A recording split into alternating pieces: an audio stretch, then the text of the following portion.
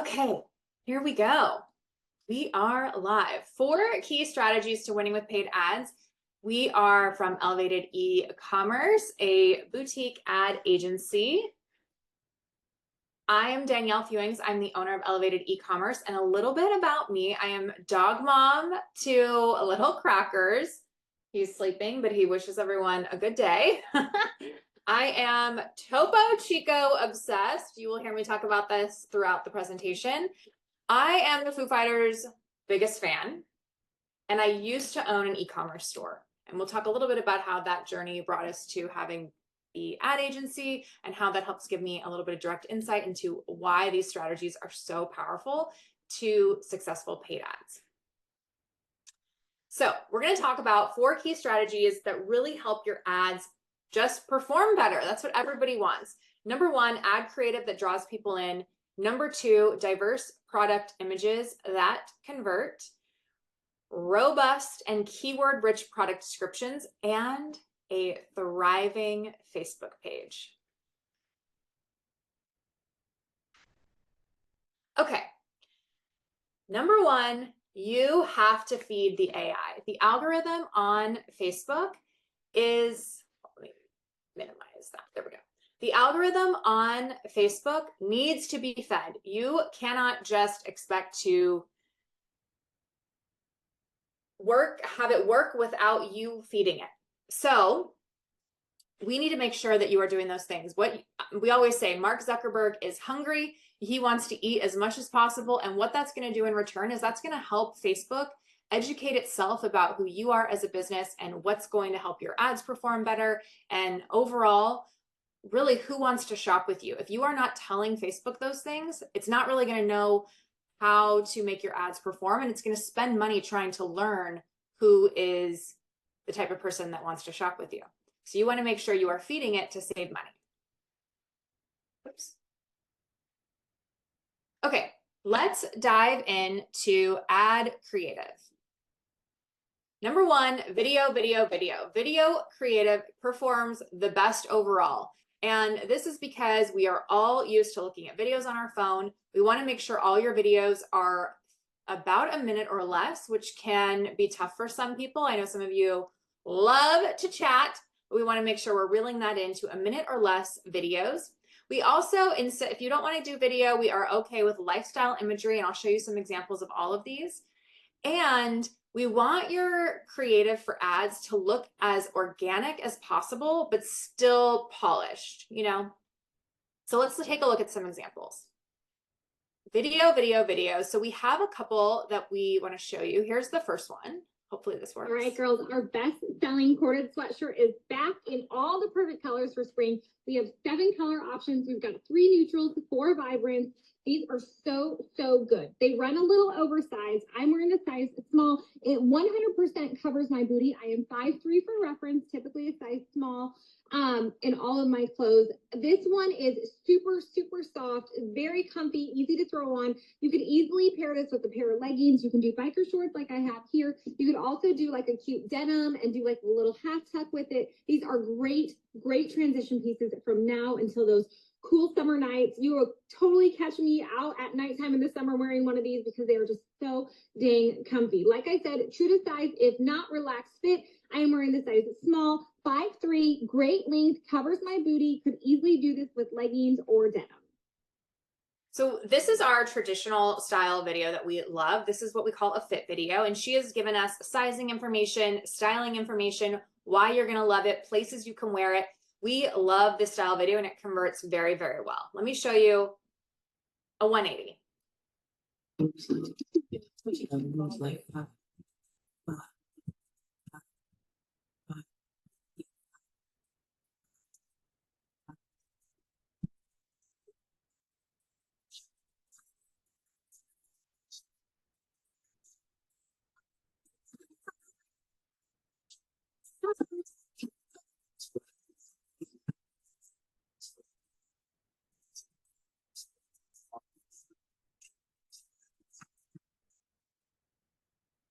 This is a little bit different style of a video. It's quicker. It has that music overlay, which is really fun. She's not giving you sizing information, but she is showing you how to style that jacket, which really helps you sort of envision you wearing that item, which is going to help your customers convert.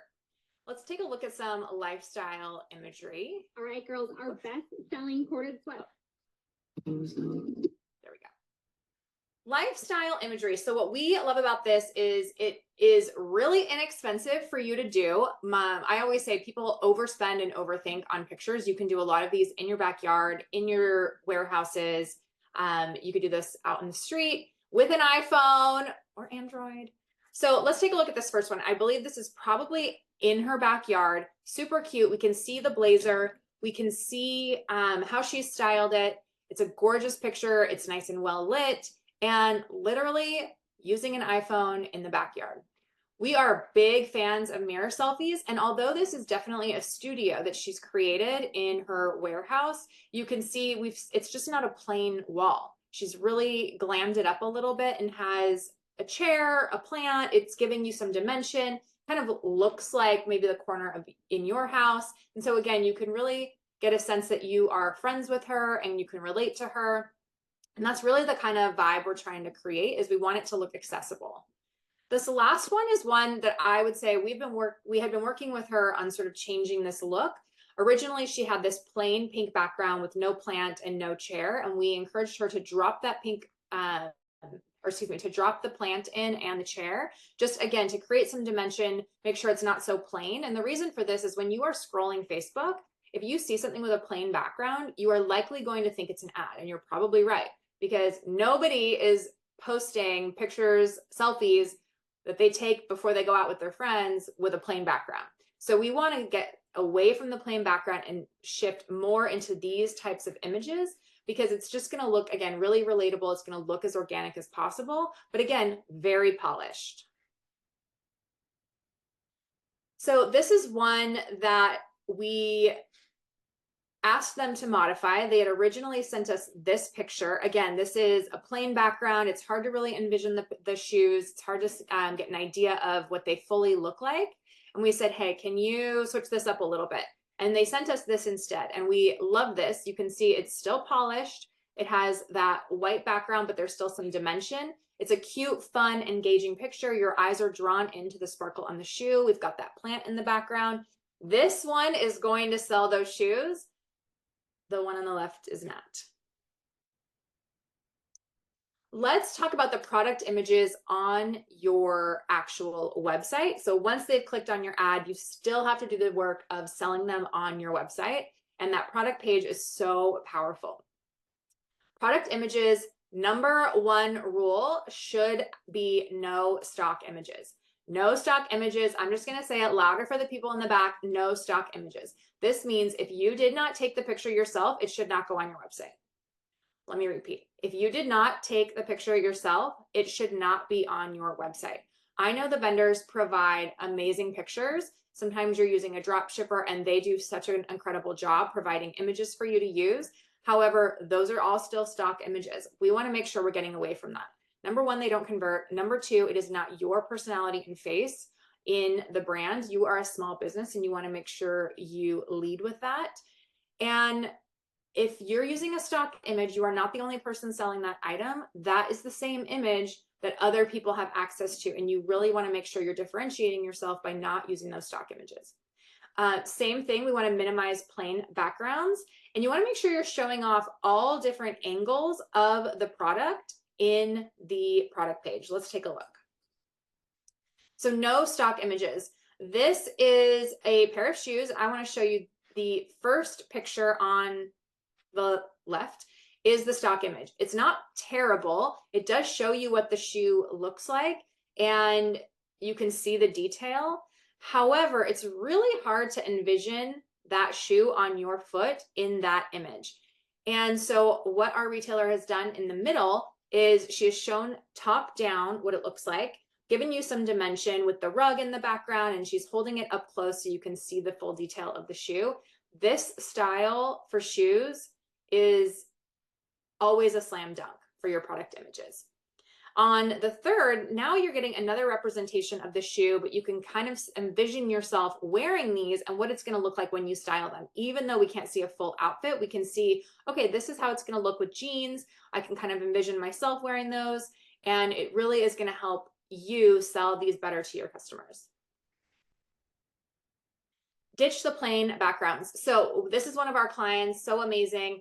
And one of her ads was sort of dipping, and I started to poke around in her website, and I was like, what's going on? And I noticed that she had changed all her backgrounds to this plain background.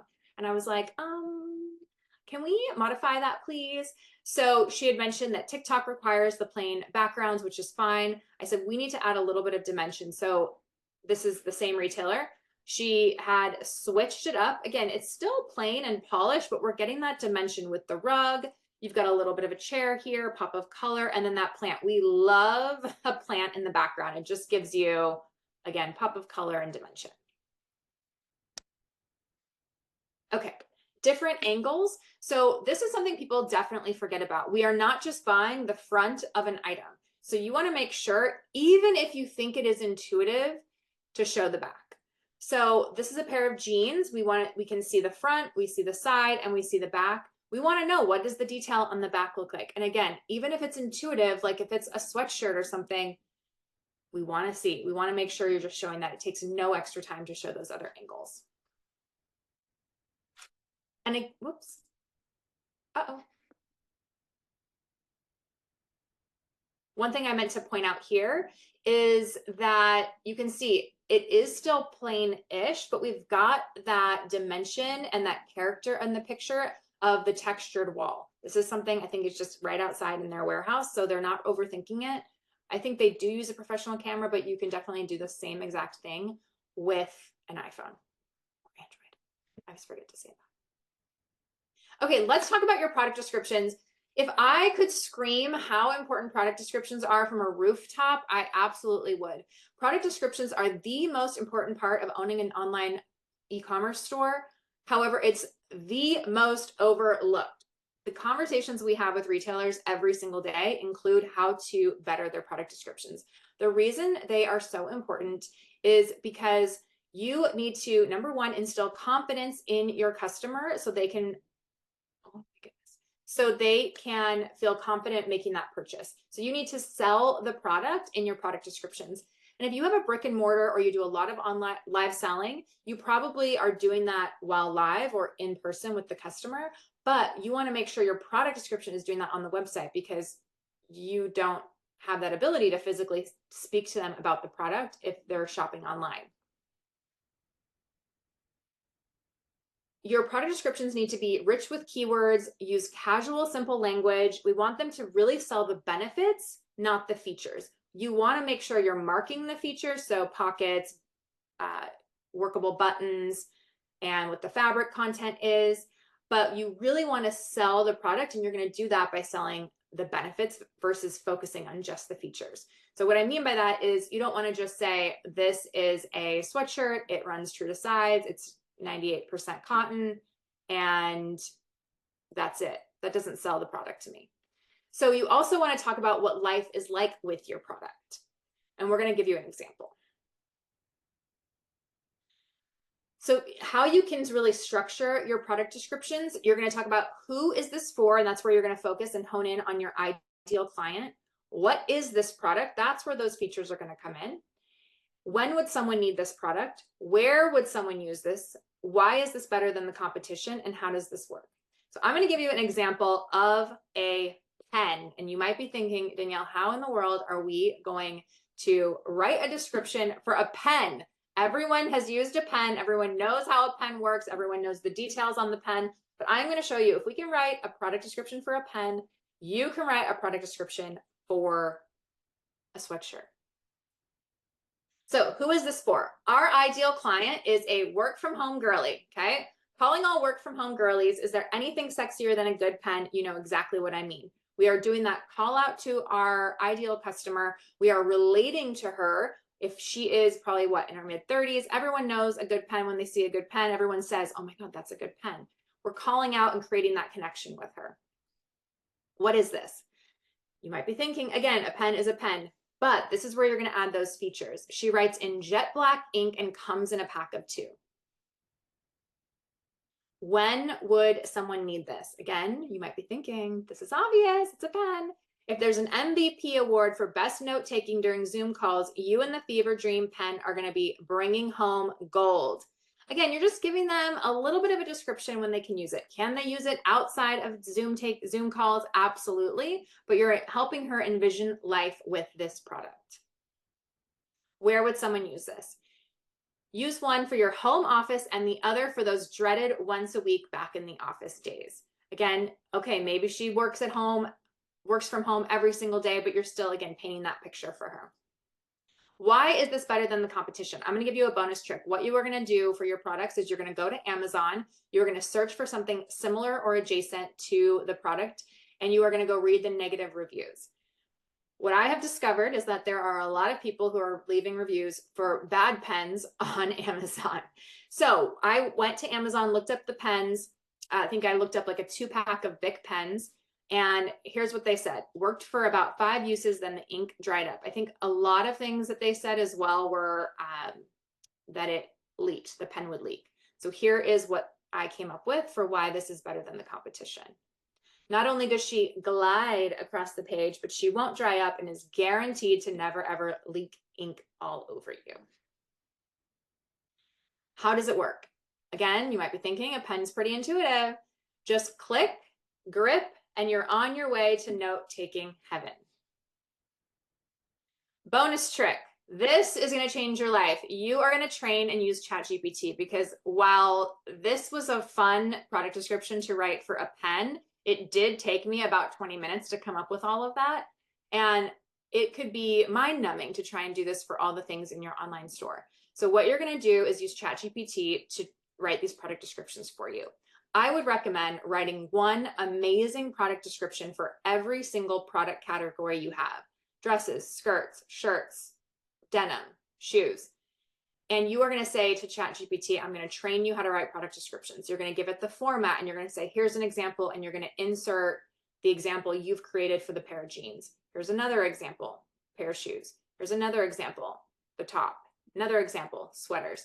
So then you get ChatGPT trained to deliver exactly what you want. So then all you have to do going forward is say, here's the next product, write me a product description, and it'll spit one out for you. It takes some time to do this ahead of time, but it's going to save you a lot of manpower in the long run. Let's talk about your Facebook business page. This is probably the most common area of opportunity for online e-commerce stores. People forget about their Facebook business page and forget that you have to cultivate a community and create that thriving business page before running ads. So on your Facebook business page, we do not look for a certain amount of followers. We don't really look for any sort of like follower count or anything like that. We're really looking to see if you have a thriving Facebook page. And what that means to us is, what is your engagement? Are you building a community? Are people engaged with your page? And are they turning up to follow you? Again, not looking for follower count, but are they tuned into the page and what you're posting? Also, are you building that community, or are you just selling at them nonstop? So how to create a thriving Facebook page? You need to start selling without selling. If I scroll your page, what will people learn about you as a business and you as a business owner versus just what you're selling? Are you building community, and are you cultivating thriving engagement? So how do you sell without selling? You guys, I pulled these from the archives from when I used to have an online boutique. And we were selling, for example, in this first image, the poncho. People think all the time that when they post something for sale, that needs to be the focus of the caption, and it just doesn't. So yesterday I ate 6 chocolate chip cookies. Today I'm kicking off the day with egg whites. It's called Balance, y'all. Fall vibes poncho plus garage jeans in the new arrival section of the website. The 6 chocolate chip cookies has nothing to do with the poncho for sale. But what it's doing is it's creating a sense of community and calling out something that most people do and giving something giving your audience something for people to chew on, no pun intended with the chocolate chip cookies, and comment. Oh my gosh, I've been there too. Oh my gosh, yes, I'm eating healthy today too. Everyone can relate to that statement, and that's what they're going to comment on. And then, yeah, they might click the poncho to go, or click the new arrivals link to go find the poncho. Here's another example. I love replacing my feelings with shopping. We've all been there. We've all been there. Again, you are creating that community and giving them something to comment on that's just not, hey, this is the poppy seed long sleeve launching tonight on the live sale. Because if you just said on that caption, poppy seed long sleeve launching tonight, what would you expect people to comment? There's nothing. People will comment nothing. You have to create that caption and give people, it's up to you to give people something to comment on. I don't know who needs to hear this, but it's okay to eat a real meal instead of a bunch of snacks. Hashtag professional snacker. Miss Dolly Top and hot pink strappy bralette can be found in new arrivals. Again, that caption has absolutely nothing to do with what's being sold, but it's giving people something to comment on. Because again, if I had just posted Miss Dolly Top and pink strappy bralette can be found in new arrivals, no one's going to comment. There's nothing for them to comment on. It is your job to cultivate conversation in the comments, and this is how you do it by selling without selling. Sweet spots. So how are you going to build community and post about yourself on your Facebook page? Again, when I am scrolling your Facebook page, if I have not learned one thing about you as a person and you as a business owner, you're failing.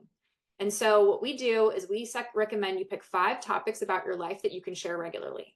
Again, I know people don't want to share their entire life story on social media, and I'm not asking you to, but there are probably things in your life that you can comfortably share.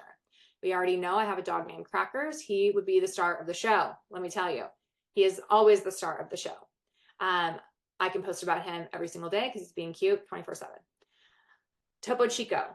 To say my personality is pretty much, Topo Chico is my whole personality is an understatement. My whole personality. I love Topo Chico. Yeah, I'm obsessed with it. I probably once a week get someone texting me that they're drinking Topo Chico and thinking of me. I live and die by Topo Chico. So I could 100% be posting about Topo Chico on the regular. Again, I am a Foo Fighters super fan.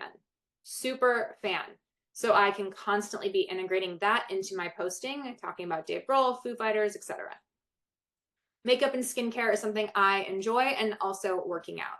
I think if you have a Peloton and you work out, you can do a sweaty selfie every single day. Some other things you can post about on the regular. You eat 3 meals a day, and everyone experiences weather every single day. Yesterday, it is in New York City. I was wearing a sweater and like a puffer vest. That is something to post about because it's an anomaly. I know there's a hurricane going on right now. Hopefully everyone's safe, but you can post about those things. What's the weather where you're like?